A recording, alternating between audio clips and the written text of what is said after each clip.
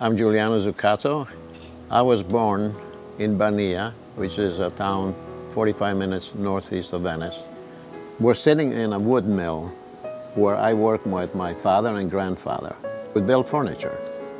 We didn't have much. We worked all year just to feed ourselves. And I worked here till the age of 19. Then I left for Canada to join my father, which had gone the year before. When I got to Canada, I worked for about 3 weeks, and then I took ill. I took 10 months to find out what the problem was. And the problem was I had tuberculosis of the bone.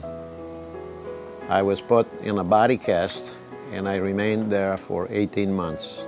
When I was confined in bed, I discovered I had a talent which I didn't know I had, which was clay modeling, sculpting. And I did a clay model of a bust that was exhibited at the art gallery in Windsor. And that drew someone to come over to the hospital and talk to me and inform me that I could apply my talent in sculpting and modeling cars. I eventually got a job at the design center for Motor Company. I was part of the Mustang development. That was one of the most memorable ones.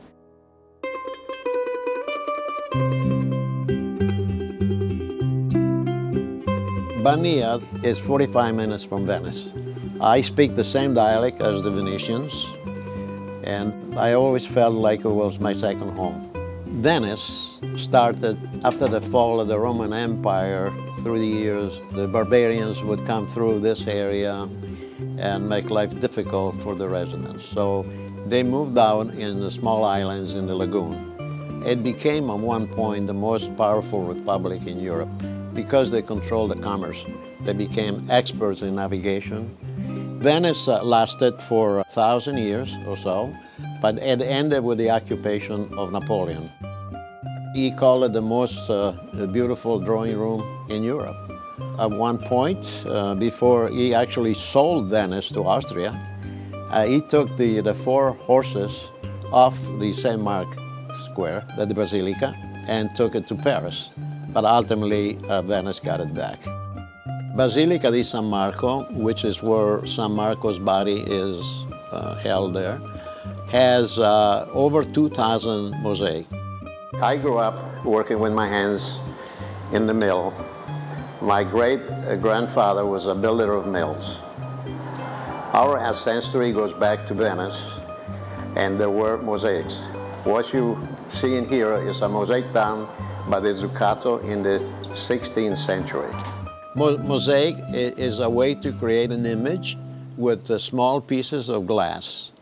Years after my illness, I discovered from my own town there was a nun called Suor Serafina, had a similar illness. And those days there was no cure, therefore she died after 38 years.